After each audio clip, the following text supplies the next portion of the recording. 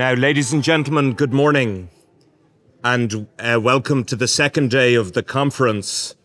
We're gathered here, I suppose, at this week's monster meeting, not to advocate for the repeal of the Act of Union, but to recall Ireland's greatest ever international statesman and the foremost constitutional nationalist of the 19th century. Apart from his legacy as a statesman and his leadership on international human rights issues, such as the abolition of slavery, Daniel O'Connell was the preeminent practicing barrister of his day. His skills as a barrister were in constant demand, and he was thought to be the highest earner in the law library for many years, notwithstanding that as a Catholic, he couldn't take silk until 1831, by which time his legal practice had been eclipsed by his political career. O'Connell expressed himself over the years in forthright terms on many topics, but one of them was the office of Attorney General for Ireland, the 19th century predecessor to my own role, the functions of which were ultimately transferred to the newly created Free State version of the Attorney General by Section 6 of the Ministers and Secretaries Act of 1924. There are contested suggestions that O'Connell was himself interested in being appointed to the role of Attorney General for Ireland in 1820 and again in 1831. But irrespective of the truth of that issue, which I will leave to the historians, he certainly saw the role of Attorney General as being one of very great significance.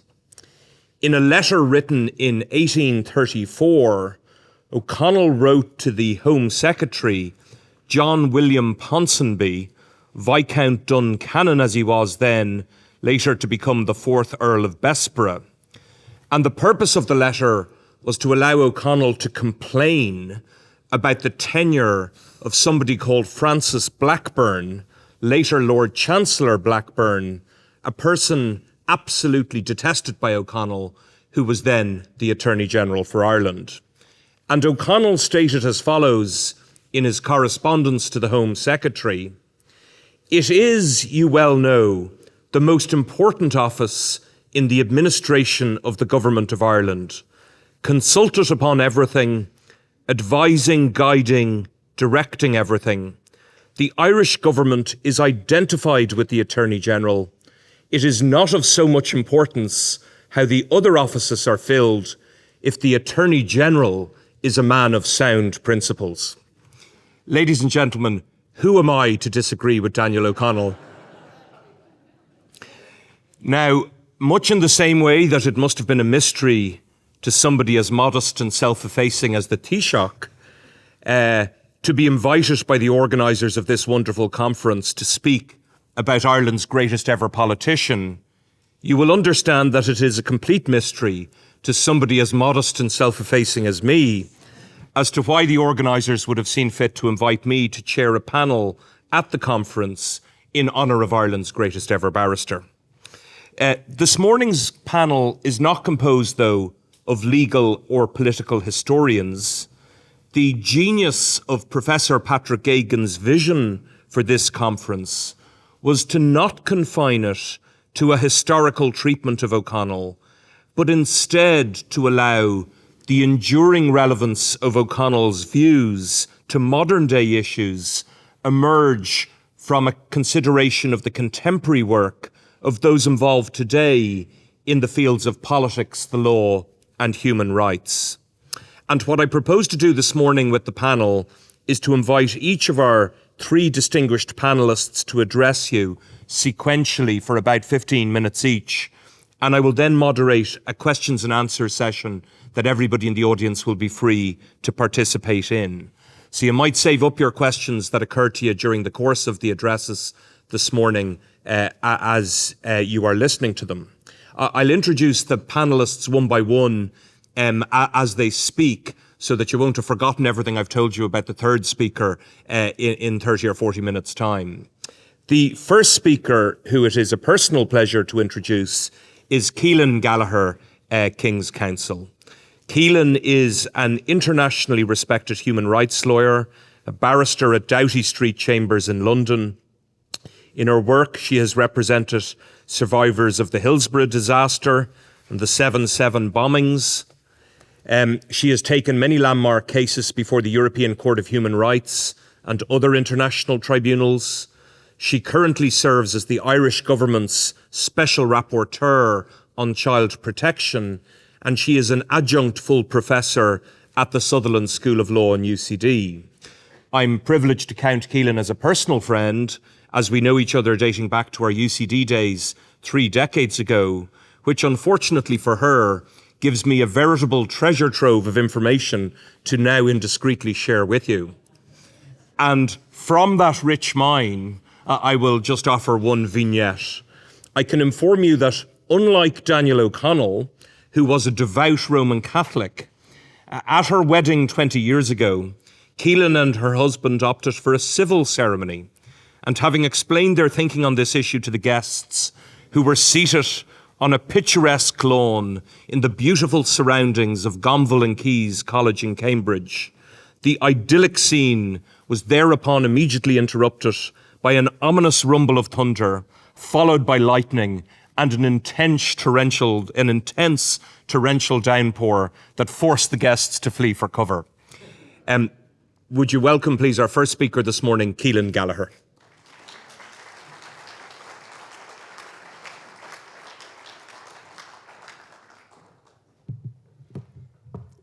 Thanks very much, everyone. I hope you can all hear me. Attorney General, many thanks, I think, for that introduction. Ladies and gentlemen, distinguished guests. For someone with strong Donegal roots, it's a galling week to be celebrating yet another Kerryman. But as a human rights lawyer, I think this is one Kerryman I'm privileged to celebrate. Now, many of you may have been here last night and may have heard on Taoiseach. And as he outlined, Daniel O'Connell's human rights work was remarkable. It was remarkable both in its breadth and in its depth. In terms of its breadth, O'Connell was a human rights polymath.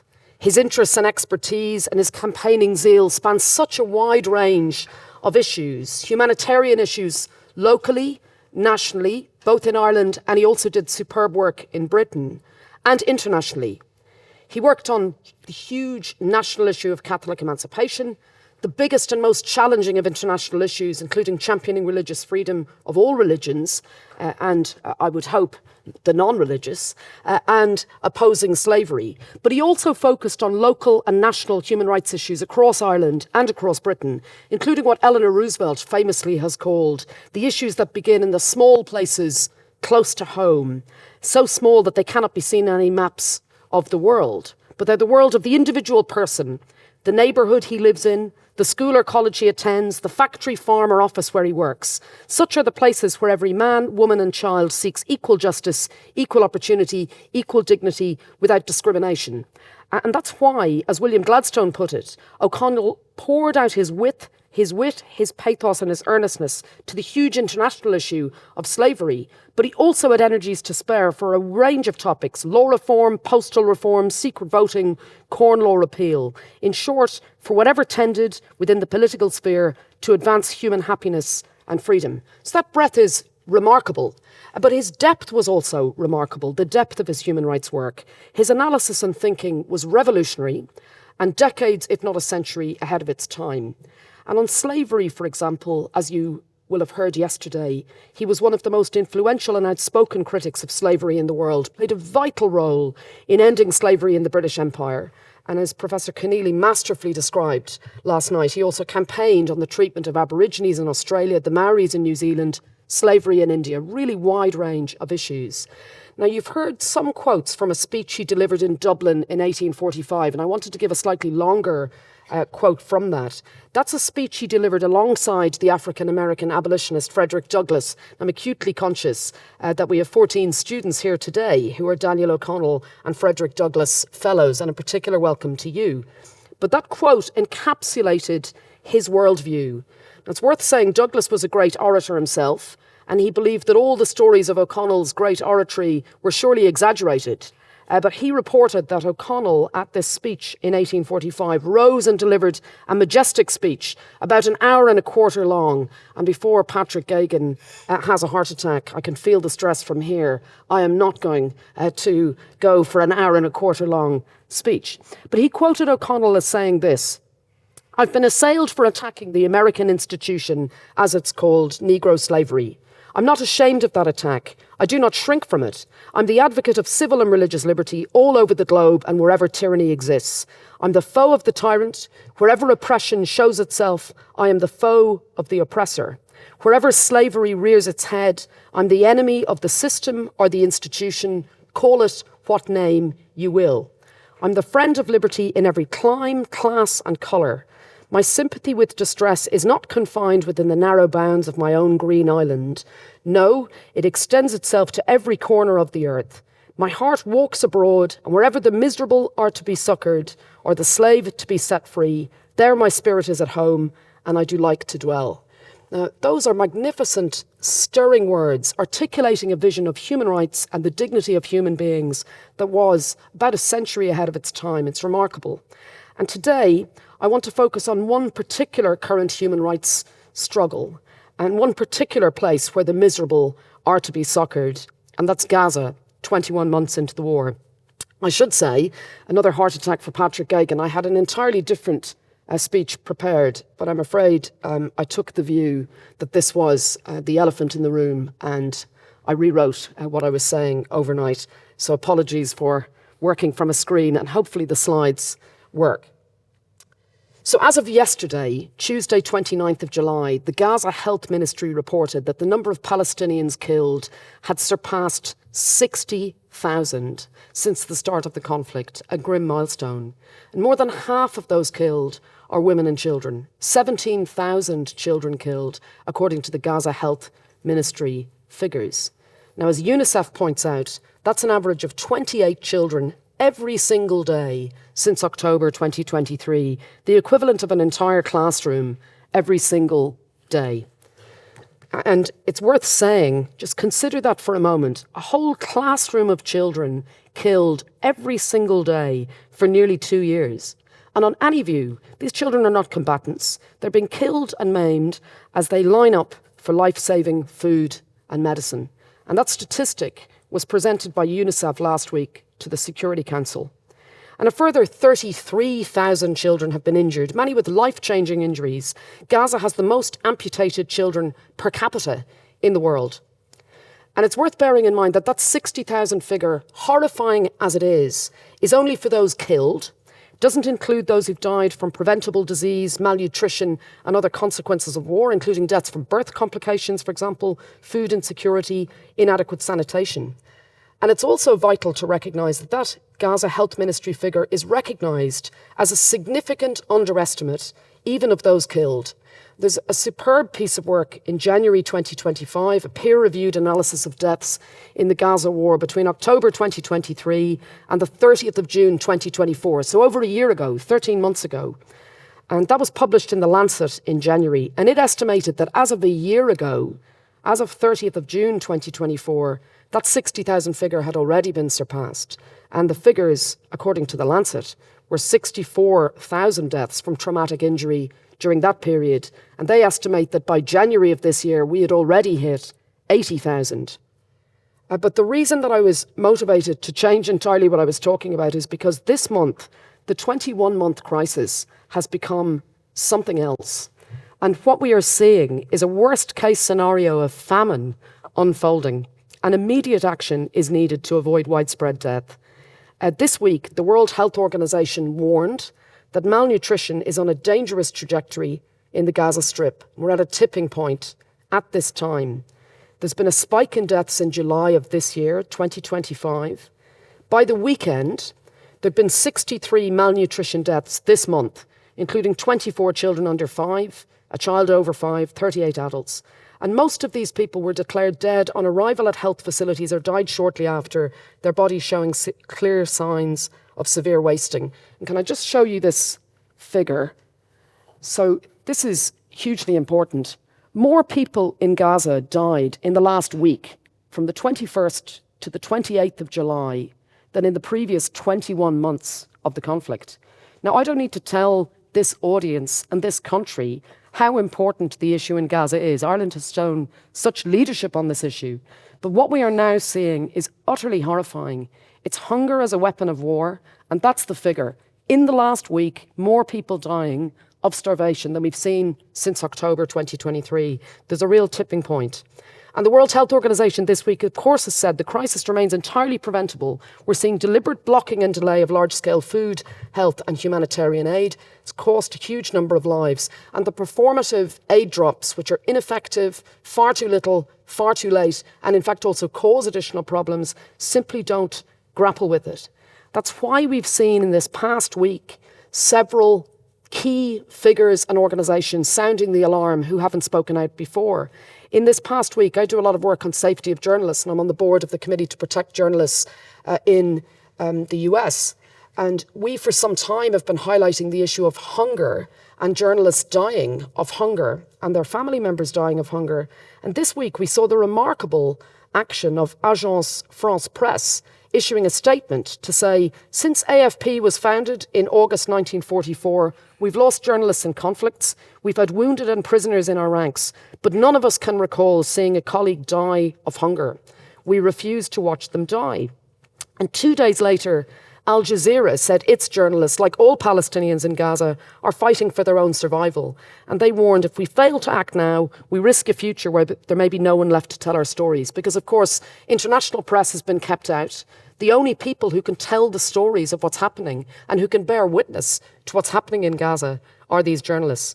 And if you've time, I'd urge you to take a look at 6 journalists who spoke to my colleagues at CPJ on the 28th of May about the threat to their lives and their ability to bear witness. And they documented the gnawing hunger, dizziness, brain fog and sickness that's all being experienced by an exhausted Palestinian press corps already living and working in terrifying conditions. And 8 weeks later, that desperate situation is now catastrophic. Just give one example. Al Jazeera shared a heart-wrenching post from their Al Jazeera Arabic correspondent, Anas Al-Sharif. And he writes this: I haven't stopped covering the crisis for a moment in 21 months. And today I say it outright and with indescribable pain.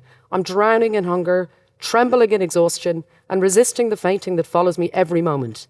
Gaza is dying and we die with it. Now, of course, that story is one we've heard over and over again from reporters inside Gaza. I hear it all the time from reporters inside Gaza.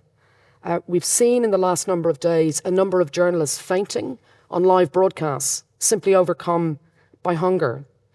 And I've also spoken to and heard from journalists whose daughters and sons are dying before their eyes, whilst they're also trying to bear witness for the world. This is systematic silencing by Israel, and starvation is its latest and terrible manifestation. Now, my colleague Jodie Ginsberg, the CEO of CPJ, wrote this week. I've been a reporter for more than a century. I know all too well that journalists have always faced risks in reporting war zones. I've many journalist friends who bears the scars, both physical and mental, of covering such conflicts. Most take these risks knowingly, but this is not that situation. These are not the usual risks faced by reporters in conflict: a stray bullet, a landmine, an ambush. This is something else. This is systematic silencing.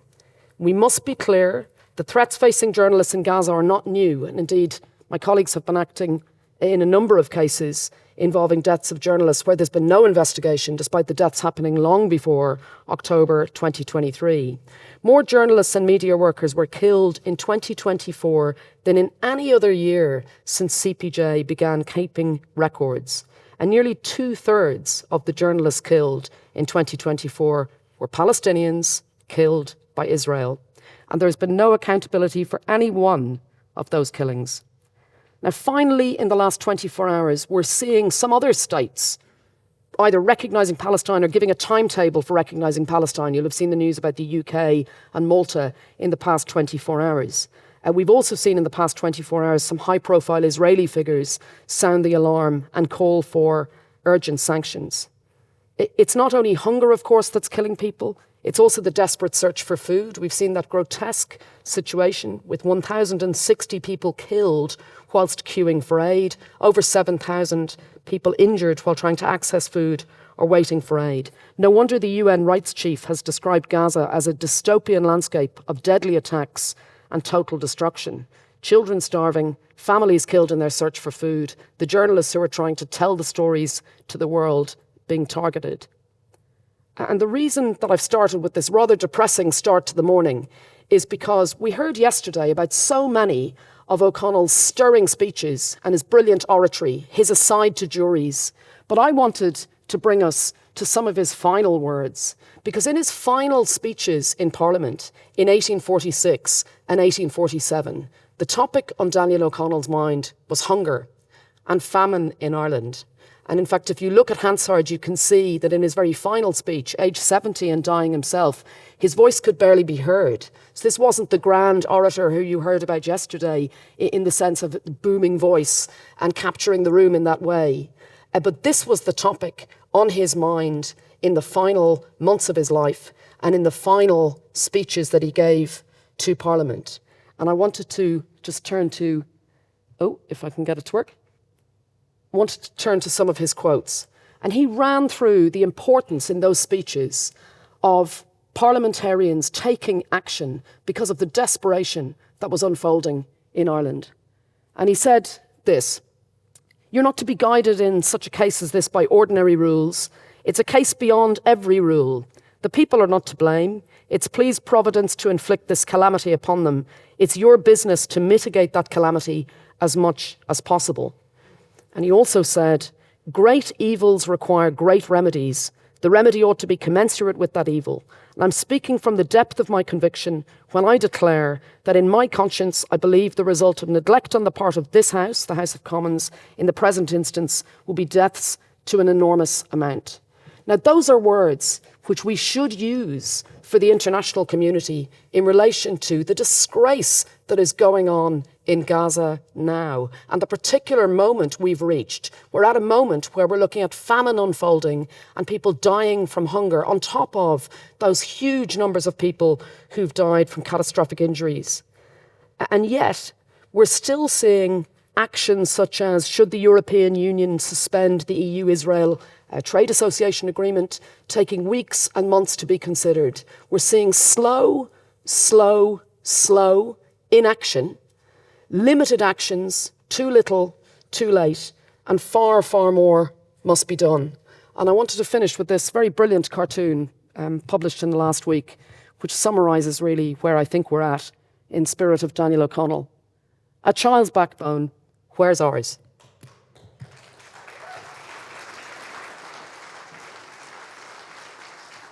Well, I'd like to thank on your behalf Caoilfhionn for her very powerful description of the humanitarian catastrophe in Gaza, which she brilliantly related back to the words of Daniel O'Connell in the last years of his life in relation to the famine then prevailing in Ireland, and that's left an impression on all of us.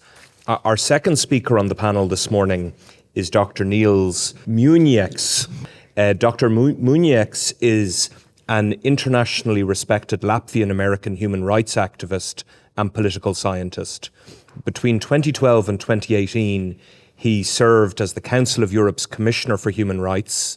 He has also served as Europe Regional Director at Amnesty International and Chair of the European Commission Against Racism and Intolerance. He's currently serving as the UN Special Rapporteur on the human rights situation in Belarus. Now, I have to make one further confession to this audience. At the conference dinner last night, I was wondering why Tony Holohan was present. For all of Daniel O'Connell's achievements throughout his career, I couldn't quite identify the link or the logic in having Ireland's foremost public health expert in attendance at the dinner. But I am now reassured that Dr. Muižnieks is in fact a doppelganger for our former Chief Medical Officer, and he has never held any position in public health, and he will not be addressing us on that topic this morning. Dr. Muižnieks, please.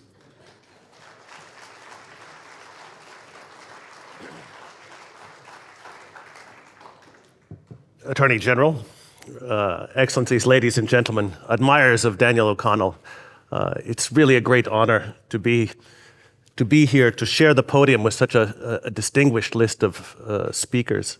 I'm particularly grateful to Professor Patrick Geoghegan for giving me a solid and firm nudge to learn more about Daniel O'Connell. I must admit that this was a gap in my education. And I read a number of articles that Professor Geoghegan sent me, and it was quite striking to me how relevant some of the aspects of his life and work are to human rights today.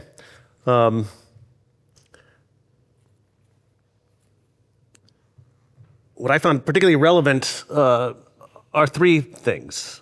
Political innovation. Daniel O'Connell is credited with pioneering mass peaceful protest, with developing modern-day party politics, and with empowering the socially deprived. We need modern-day Daniel O'Connells to revitalize our crumbling party systems, to counter voter apathy and civic alienation, and to focus political attention on the socioeconomic inequality which is corroding our democracies. The insistence on the separation of church and state and on religious tolerance.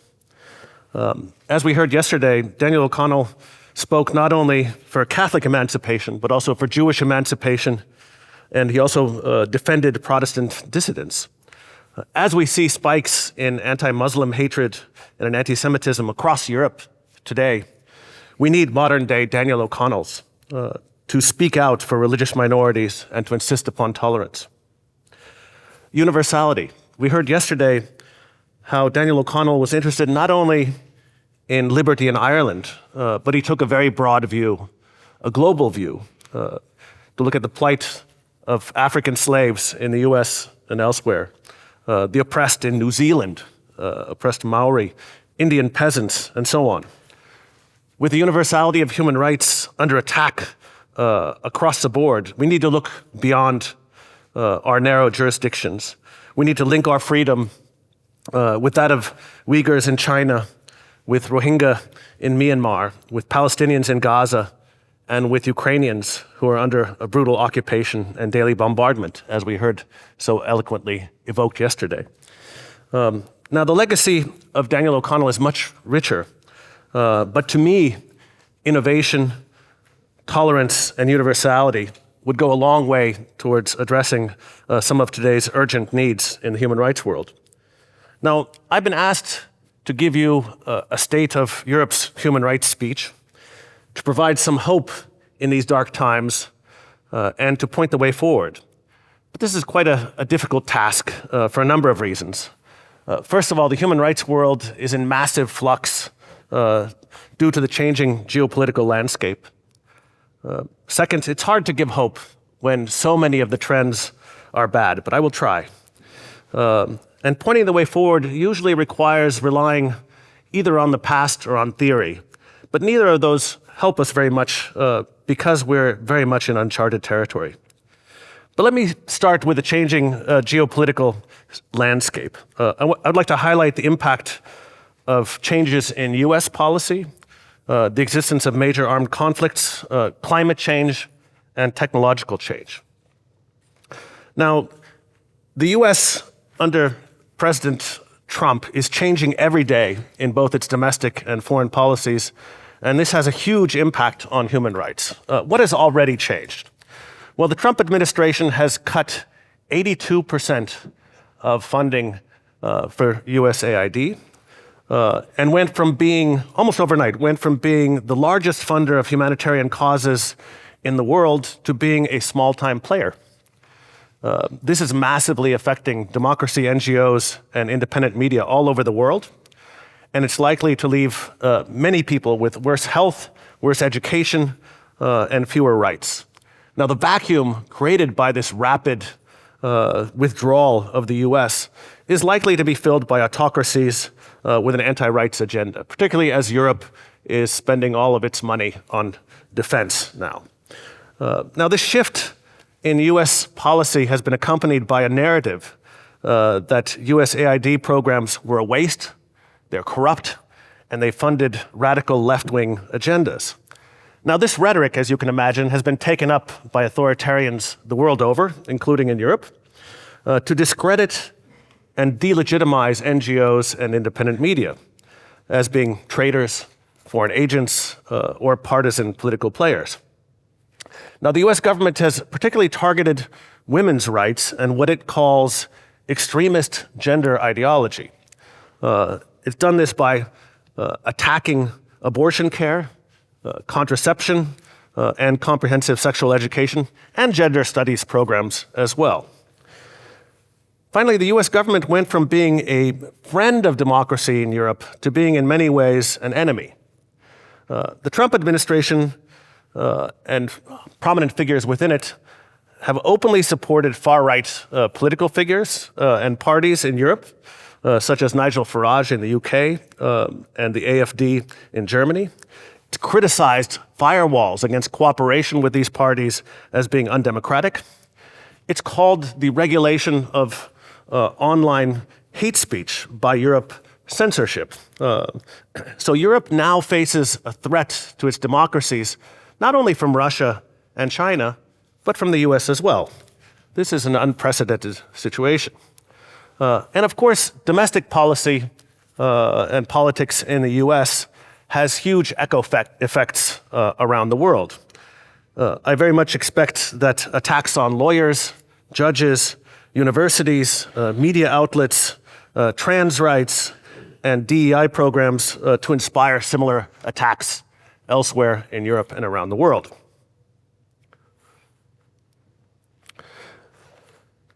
Another aspect of the geopolitical landscape is that we have massive conflicts in the European neighborhood and beyond. With the US set to limit its foreign engagements, many are looking to Europe to help manage these conflicts and to address the associated human costs. This is already the case in Ukraine, where Russia's brutal invasion is accompanied by mass human rights violations, but it's also likely in Gaza, in Sudan, in the DRC, Myanmar, and elsewhere. If Europe remains distant from these conflicts, it will only give ammunition to those accusing it of double standards. Now, climate change is likely to increasingly affect the human rights of broad swaths of the population in Europe and elsewhere. For the first time last year, global temperatures exceeded 1.5 degrees above pre-industrial levels.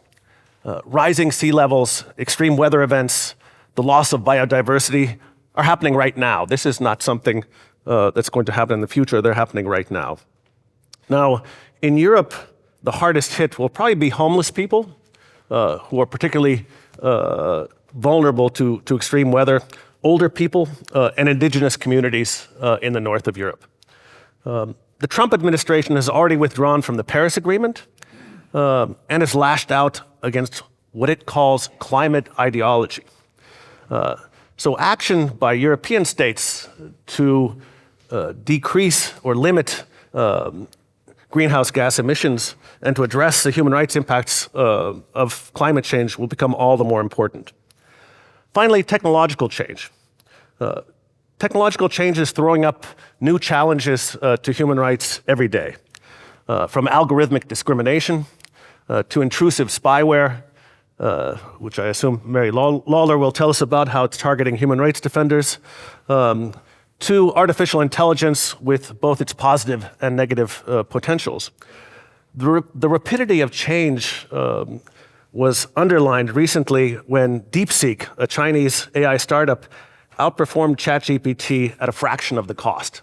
And this sent US tech stocks tumbling. Here, Europe and the US are set for many frictions going forward as the EU regulatory efforts clash with economic interests of the tech titans who are mostly based in the US. So the geopolitical landscape is in flux. What of human rights trends in our broader region? I'm speaking about the Council of Europe, not the EU, but the broader European region. I want to start with shrinking civic space. This is a global trend, but it's taking place also in Europe.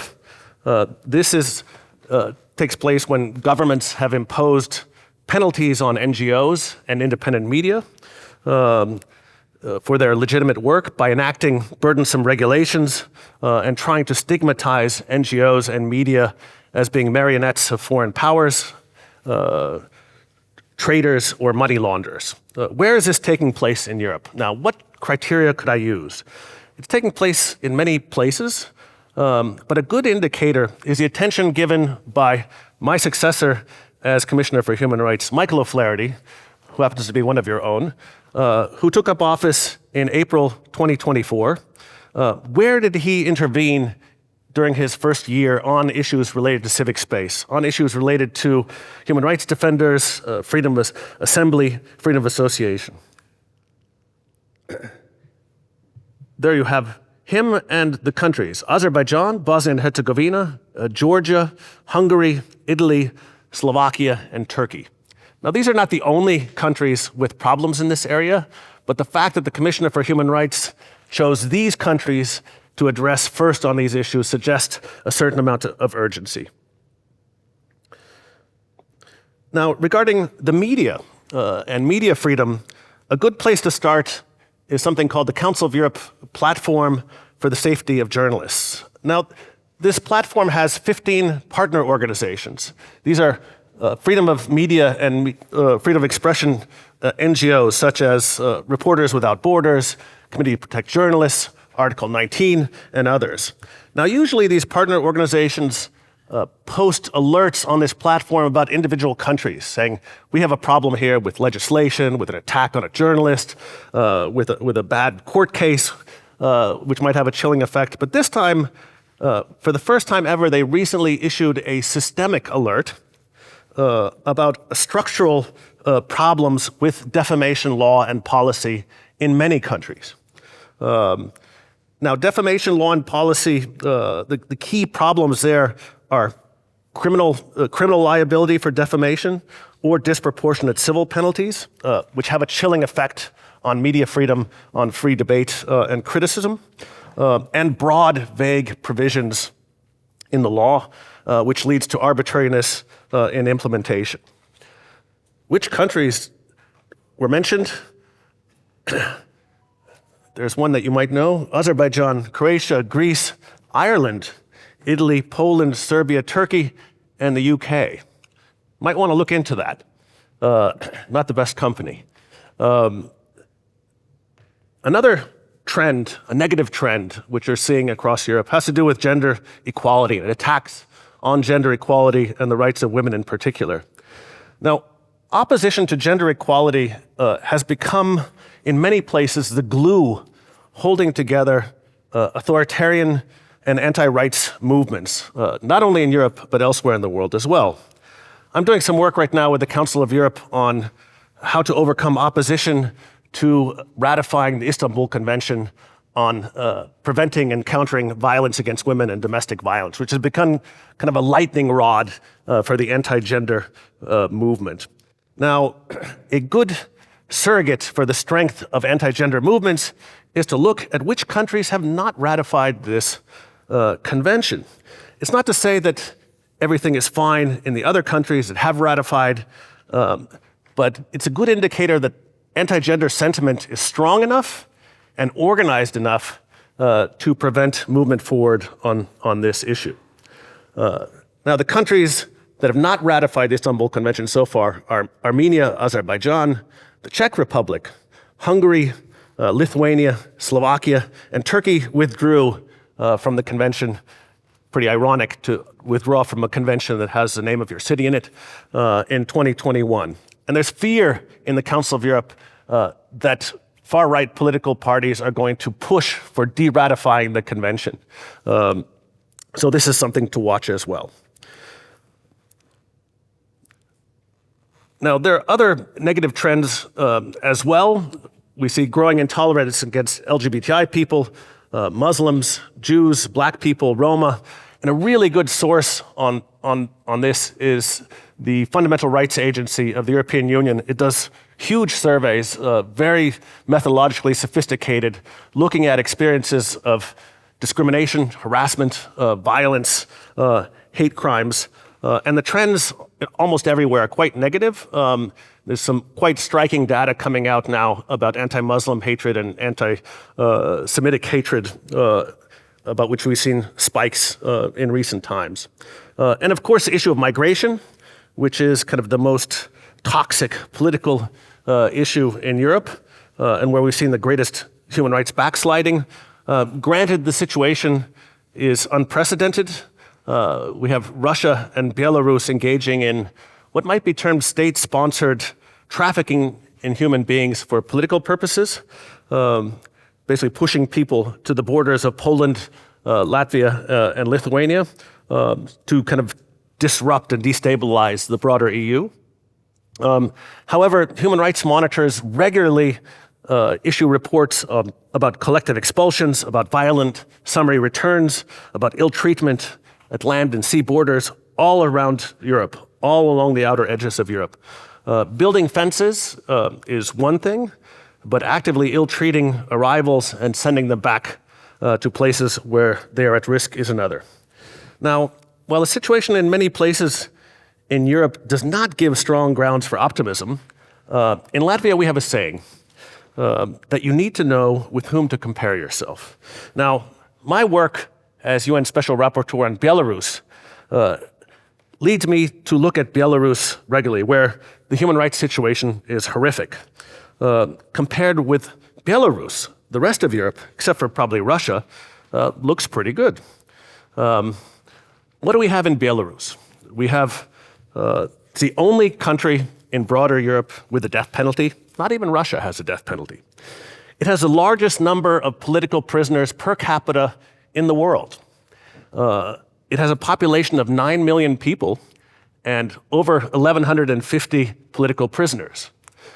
The figures I've seen for Russia and China are only slightly greater, although their populations are many times larger. The regime spends incredible resources to repress perceived or potential critics and opponents, both over time and over space.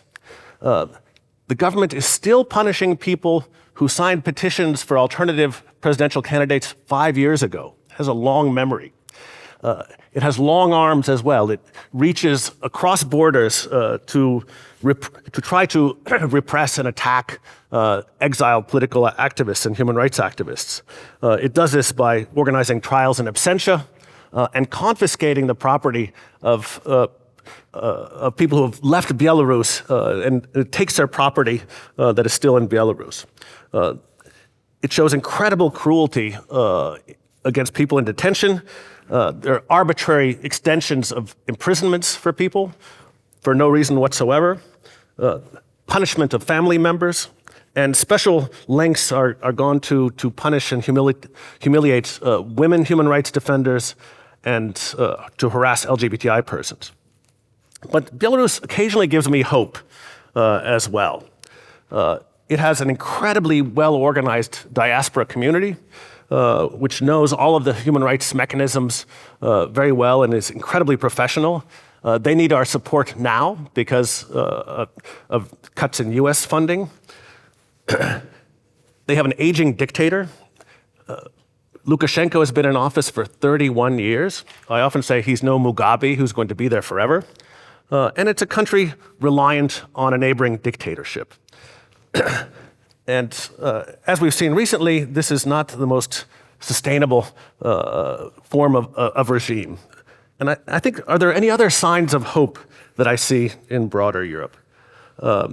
Yes, I think that Syria, the rapid collapse of Syria after 50 years of oppression, showed just how fragile a dictatorship can be, especially when its foreign supporters in Moscow and in Tehran turn their backs. The regime crumbled incredibly quickly. International justice might seem still a ways off for Russia's many war criminals, but we recently witnessed accountability in action when Rodrigo Duterte of the Philippines was packed off to The Hague to face war crimes, charges of crimes against humanity.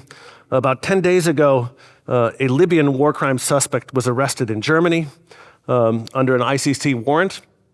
Under the principle of universal jurisdiction, French and German courts have recently jailed several Syrians for suspected war crimes.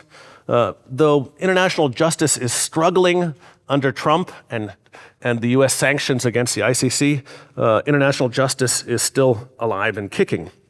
And despite the dire situation, there is hope regarding climate change. I don't know if you noticed, but about last week, UN Secretary General Guterres cited research suggesting that almost all renewable power projects are cheaper than fossil fuels. Solar power is 40% cheaper than fossil fuels. Onshore wind generation is more than 50% cheaper. This could be a game changer. And it's just in time because the energy needs are growing because of AI and crypto. Finally, the market and market logic might save us rather than hastening the demise of the planet. Now, like the Italian political philosopher Antonio Gramsci, I may have a pessimism of the intellect, but I have an optimism of the will. Now, my 6 years as Commissioner for Human Rights strengthened this optimism. In what way? Well, my learnings were that most countries support human rights. They want to do the right thing. It's time for them to step up, to defend the system, to defend principles, and to uphold the standards for all countries in Europe and beyond. I learned that persistence is key. You have to keep pounding away, and then you might get some results, but it takes a long time. The example that I like to give is some of my own work in Latvia on stateless children. I started to campaign for the abolition of statelessness among children in 1998. I continued to do this. I was a minister in Latvian government in 2002 to 2004. There were 17,000 stateless children. Organized major campaign, still wasn't resolved. When I was Commissioner for Human Rights in 2016, I went to Latvia and raised the issue again and again. Finally, in 2019, the parliament changed the law. 21 years of campaigning and got a result. I often mention this story to people, say, you want quick results? You have to be patient and persistent and keep pounding away. And then there's some hope that things will change. Also learned there's a huge demand for human rights. And this is also borne out by sociological surveys the world over. But I felt this in my daily work, that people want human rights. Especially social and economic rights, which have been neglected for far too long. Finally, I learned that it's possible to be positive in the struggle for human rights, not only to criticize and to denounce,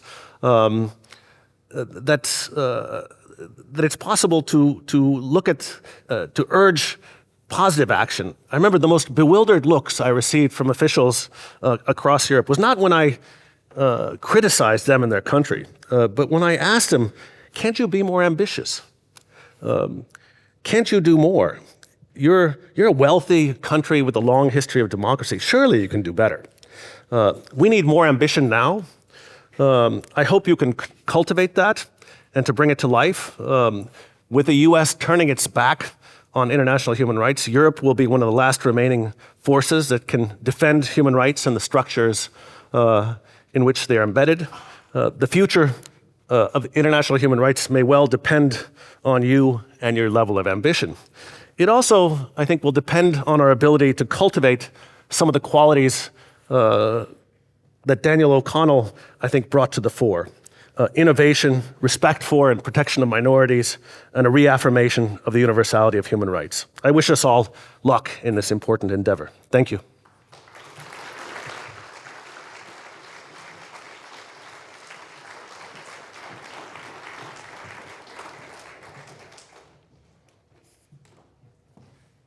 Now, I'd like to thank Dr. Muižnieks for his really fascinating and extremely comprehensive treatment of contemporary human rights issues across Europe.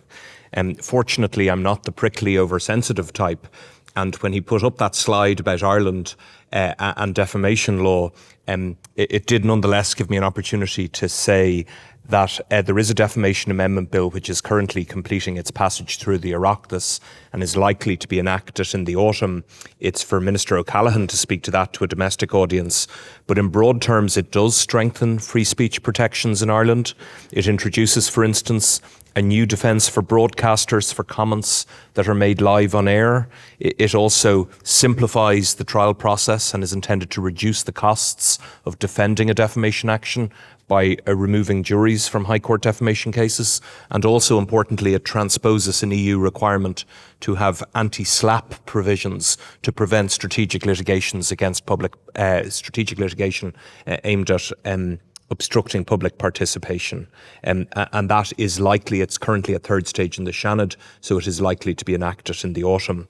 Just picking up also on what he said about Hungary, as being one of the countries that is, if I could put it this way, impugned in the human rights space at the moment.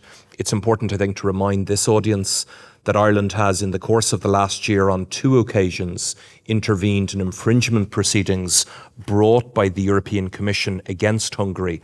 And that is historically a very unusual thing for any member state to do.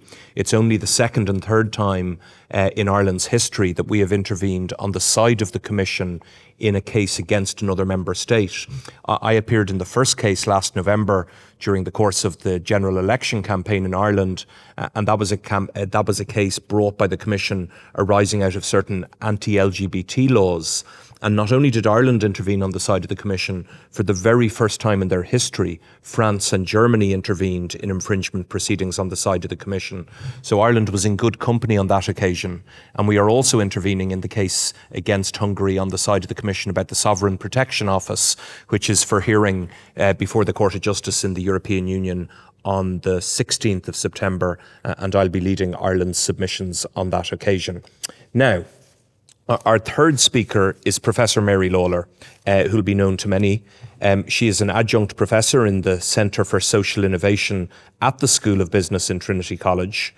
Mary was appointed UN Special Rapporteur on the situation of human rights defenders in May 2020 by the UN Human Rights Council. She has a mandate to seek, receive and respond to information on the situation of human rights defenders and to recommend effective strategies to governments and non-state actors such as business to better protect them. In 2001, she founded Frontline Defenders, which concentrates its activities on human rights defenders at risk who work peacefully for the rights of others as enshrined in the Universal Declaration of Human Rights. As executive director of that organisation for 15 years, Mary had a key role in its development, leading country visits and engaging in high-level international advocacy. And prior to her founding of Frontline Defenders, Mary was, amongst other things, chair of the Irish section of Amnesty International. Would you welcome, please, Mary Lawlor?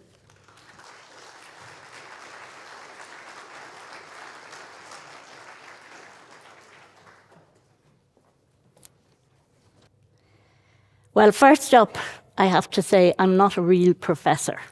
I'm a blow-in. And I am not an academic. And I feel very intimidated by all the wonderful academics and speakers that we heard here today and yesterday. But I am delighted to be here to mark the 250th anniversary of Daniel O'Connell's birth. And thank you to Patrick and the team behind the event for the invitation. Now, I've been asked to talk about something very different. I've been asked to talk about my career in human rights and then to reflect a little bit on how I see the situation today. I'll start by saying that 2 days ago, I knew very little about Daniel O'Connell, but thanks to yesterday, I know a lot more. I do know, though, 2 very important things. He abhorred violence, and his concern for the welfare of his fellow men extended far beyond Irish shores. His basic humanity was captured when he said, and we've heard this quote over and over, but I do think, we should remember it. My sympathy with distress is not confined with the narrow bounds of my own green island. It extends itself to every corner of the globe. It is these two foundational beliefs, the use of non-violence to achieve change and the shared thread of humanity, that drew me to human rights in the first place, and that I see embodied in my daily interactions with those who defend human rights all over the world, human rights defenders. It was another Irishman that set me on the path to human rights, Sean McBride. He had the remarkable distinction of having won the 3 world major prizes, the American Medal of Justice, the Lenin Peace Prize, and the Nobel Peace Prize.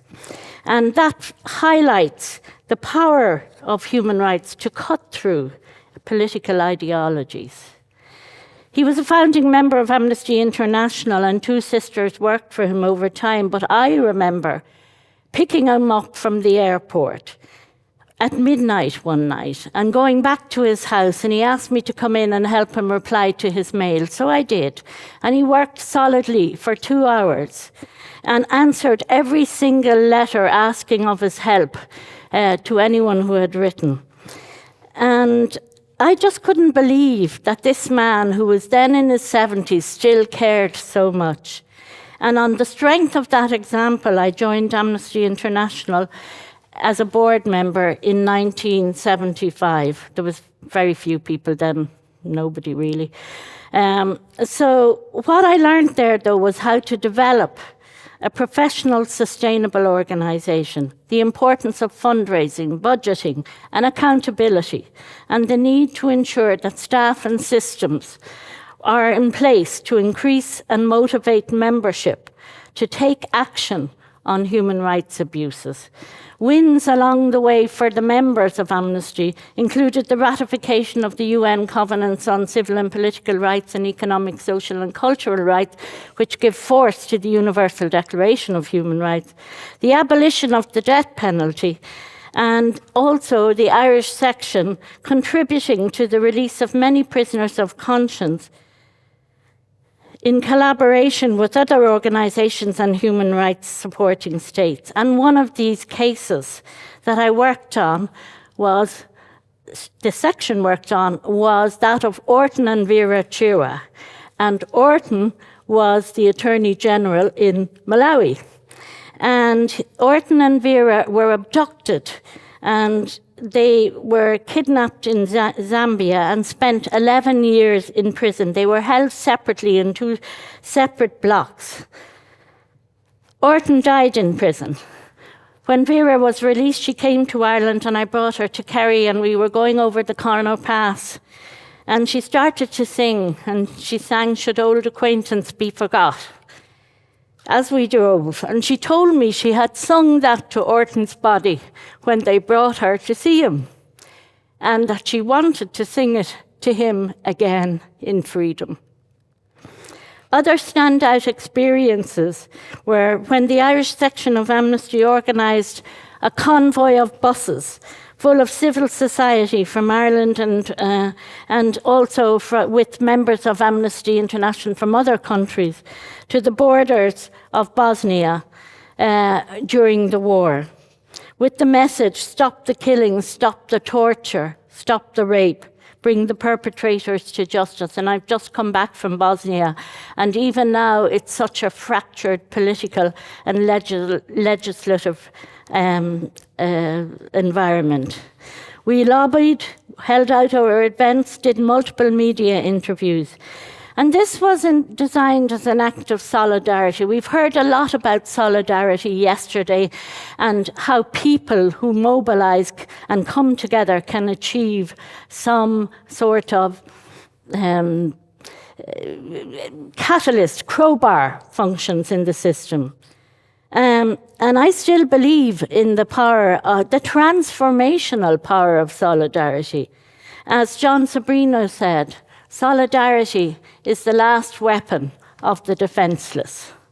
In 1995, I was in Beijing at the 4th UN World Conference on Women.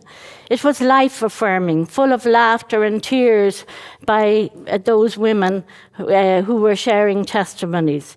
But the conference marked a significant turning point for the global agenda for gender equality.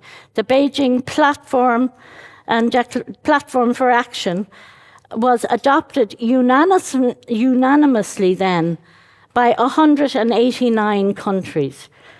And it turns 30 years this year. And sadly, we are witnessing attacks on women's rights in every region of the world. And it is one of the trends that worries me most. The UN Secretary General warned last year of a world where grandmothers fear their granddaughters will enjoy fewer rights than they had. Two human rights defenders along the way who had a profound impact on me and who led me to set up Frontline Defenders were one, a little boy, a little slave boy called Iqbal Masih, who was a Pakistani child. He was bonded to a carpet maker because of his family's financial situation. You needed small fingers to make carpets. He worked long hours in brutal conditions, inhumane conditions with little food. From the ages of 4 to 10. He managed to escape once, but the police brought him back to the carpet maker.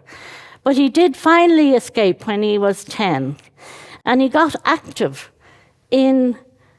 as an advocate against child labour, speaking about the experience of those who were bonded and travelling far and wide, including not only in Pakistan but elsewhere, to advocate against this brutal practice. But unfortunately, he came back when he was, he returned to his village and he was on a bike with his friends, and unfortunately, he was shot dead by those interests that were trying to keep the status quo. He was 13 years old. I think he was probably the youngest human rights defender I've ever met. Well, actually, I didn't meet him, the youngest one I know about. But the second one I did meet, his name was Brother Hector. He was an elderly brother who was working with the indigenous people in Brazil, in the Amazon. And as he described the horrendous treatment being meted out to the indigenous people in the Amazon, he kind of half rose out of his chair. And he said, "Forgive me, it's the spirit talking." And I think that this is what it is about human rights defenders. They're unquenchable spirits, even in the face of desperation and danger, that got and still gets to me.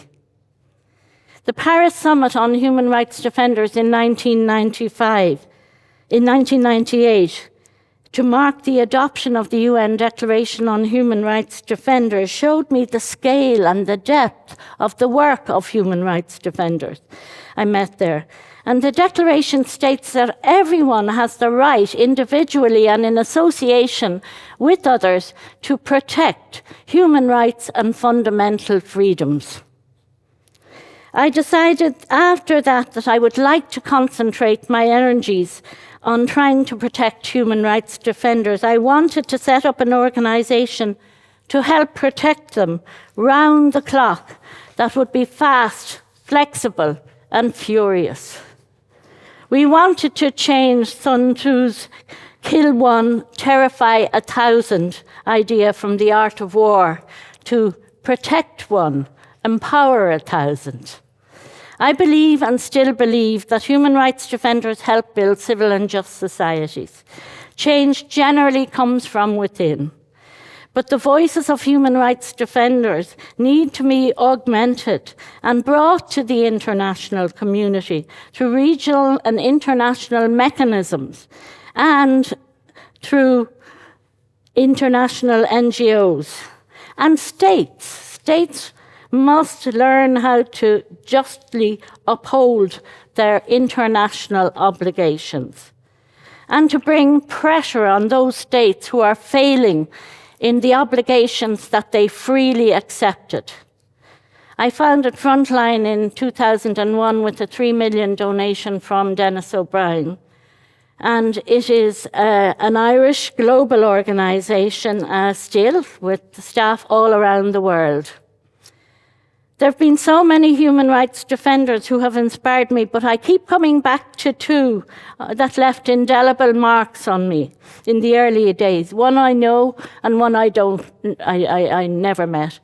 The first one that I never met was Anna Politkovskaya. You may know of her. She was a human rights defender and journalist. She worked mainly on conflict, corruption, and torture. And after she wrote a report, and generally Chechnya, and after she wrote a report on torture in Chechnya, she was shot dead in the lift of her apartment in 2005 in Moscow. And she said, "So each time I go there, people tell me things. They do so in the sincere hope that if I record what is actually happening, it will lead to change, to peace. Obviously, I am not to blame for what is going on. But the more I think about it, the more I would be betraying these people if I walked away. So the only thing to do is to take this to the bitter end so that no one will say that I ran away when things became difficult." The other defender that I do know very well and am in constant contact with, particularly now in Sudan, is Dr. Mudawi Ibrahim Adam, and he's an engineer, and he's a human rights defender as well, and he set up this organization called SUDO, and it works for the welfare and rights of the Sudanese people. He's a man who has been imprisoned about 7 times. He's been held in police stations and on open ground in wet, windy, freezing weather and in scorching sun. He has been held in solitary confinement and tortured in the infamous ghost houses in Sudan. And he is a man who has never given up, but continues to spread light and life into darkness and create hope for those who most need it. And he said to me, "I think we have no choice. If we want a decent life in our own country, we have to continue struggling. We have to continue working with the people and struggling with them. We are struggling to make a change. We need to feel that there are people behind us. It is a moral support. It has a deep meaning in the heart. It is not tangible. It is something that even when you close your eyes, you see people you haven't met. You imagine their shapes, and they are holding your hand continually." All of this brings me to where we are today. A time, as we heard yesterday, of the further, I say further, erosion of democracy and the rule of law, and the misuse of counter-terrorism measures so wonderfully, not wonderfully, but so brilliantly documented by Fionnuala Ní Éileán as Special Rapporteur. It is a time when human rights are under siege. Some are just ongoing, and some are new. Discrimination against the poor and the disabled, women and girls, LGBTI people, with attacks and honour killings and trafficking of women and the scourge of child marriage in countries like Afghanistan.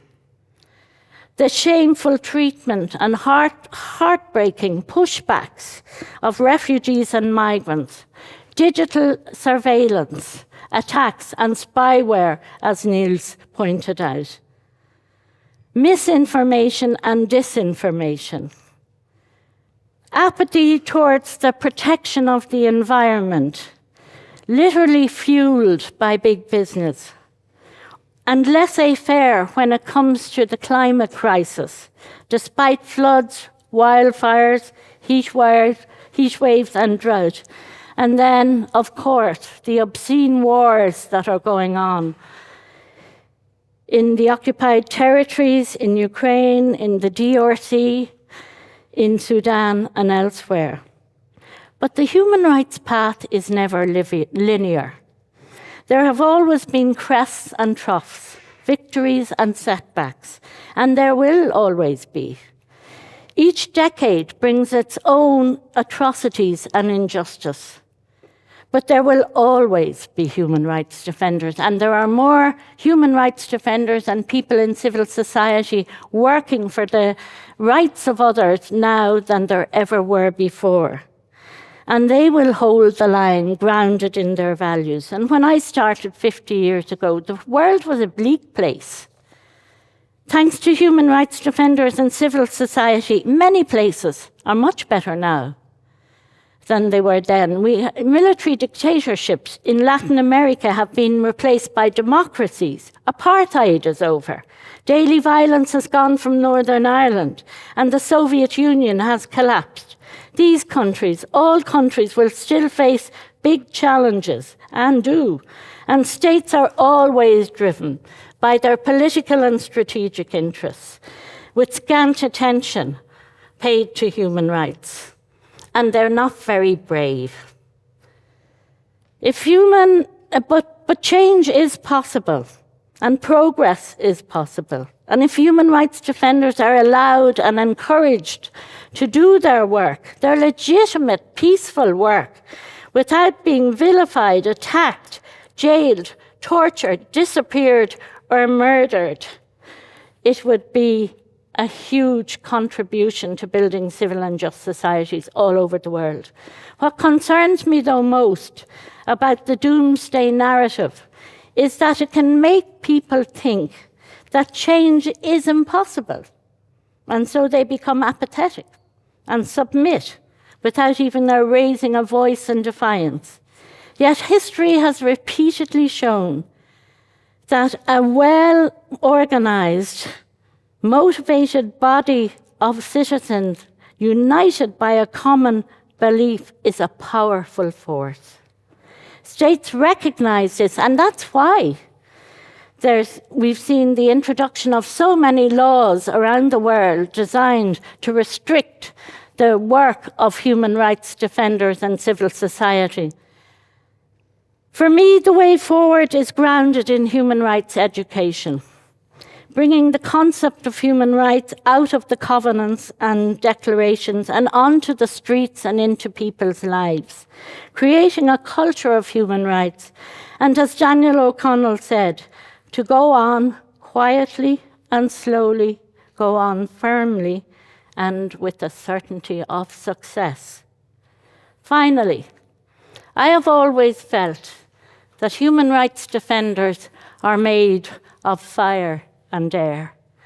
Fire, because they burn with the passion to work against injustice and to right wrongs. And air, because, as our beloved poet Seamus Heaney said, walk on air against your better judgment. They have been and are continuously wounded by their experiences, yet their hearts are still hungry for justice. They work with the unstoppable energy of hope. And the magical thing about hope is that no state can ever defeat it. They embody Daniel O'Connell's words when he said, and we've heard this quote again, but I don't think you can hear it enough. My heart walks abroad, and whenever the miserable are to be succoured or the slave to be set free, there my spirit is at home and I delight to dwell. And I'd like to finish with just a remembrance. I've been to Gaza and West Bank a couple of times, and I'd like to end with a remembrance of a human rights defender, 31-year-old man who was killed just a day and a half ago by an Israeli settler who actually is on the sanction list. His name is Yenon Levi. But nobody knows Ada Hathalin, who was murdered by him. And I just like the idea that at least here in Dublin, in Ireland, you will have heard of him. And he said, "Despite it all, I hold on to a small hope that the future might bring justice, that our voices will eventually be heard, and that one day I can celebrate my birthday again in peace with the people I love, free from fear and want and loss." Thank you very much.